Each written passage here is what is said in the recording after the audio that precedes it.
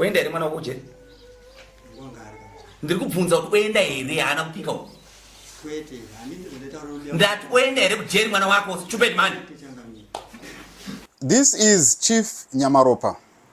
Chief Nyamaropa was known for insulting his subjects whenever he is judging matters.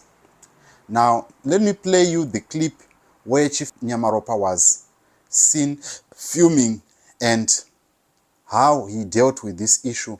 That was very, very sensitive.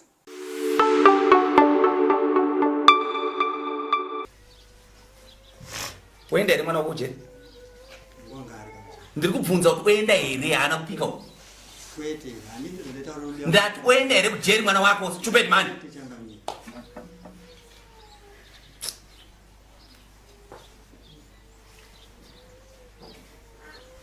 Waene kubatsira naye kusvika pano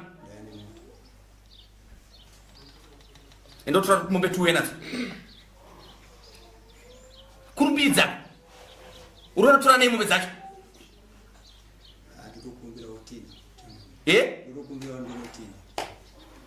amwani iwe understand what me I'm saying man, stupid iwe enda nawe motora mombe izvo zvimwe nasipata namangwana turi wabuda enda unotora mno wenadzo kudare kwamambo wazvinzwa here bhadhara mari $50 kurumbisa izvo zvisamara. After issues with the broadcasting of chiefs, the government spokesperson Nick Mangwana penned an opinion article on the Herald, and he said that chiefs needed to be reined in so that they don't abuse citizens.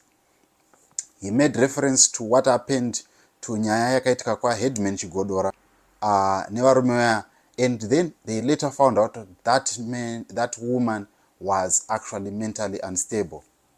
Now, after penning that article, just take a look at how Chief Nyamaropa was judging matters on this case. Soft as a wool. But chapo ndicho kuti wakunogadzira musha wako zvakanaka kuti umire achadzoka iyeyi sokuya kwaita kuti mambo ndauya pamberi penyu mukadzi wangu ndiri kumuita se ndiri kumuda hama dzako dziri muno indowa udhe wega kumba kwenyu kuti musha ndakamutadzira mukwasha wenyu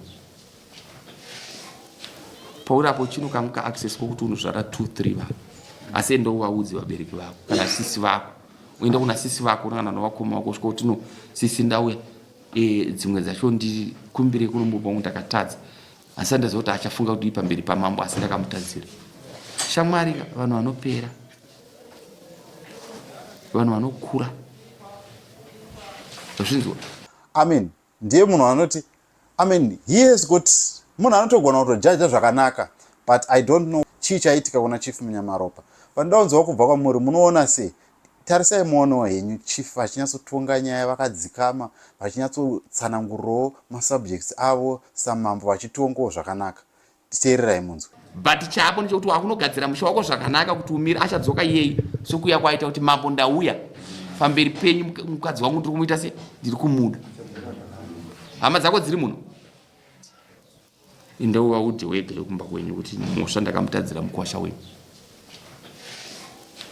paurapo chino kamuka access kokuti unozvara 2-3 vanhu asi endowa udze vabereki vako kana sisi vako uenda kuna sisi vako kana novakoma vako svika kuti no sisi ndauya dzimwe dzacho ndikumbire kurumurwa munhu ndakatadza asi ndazoti achafunga kuti pamberi pamambo asi ndakamutadzira shamwari vanhu vanopera vanhu vanokura zvinzwa.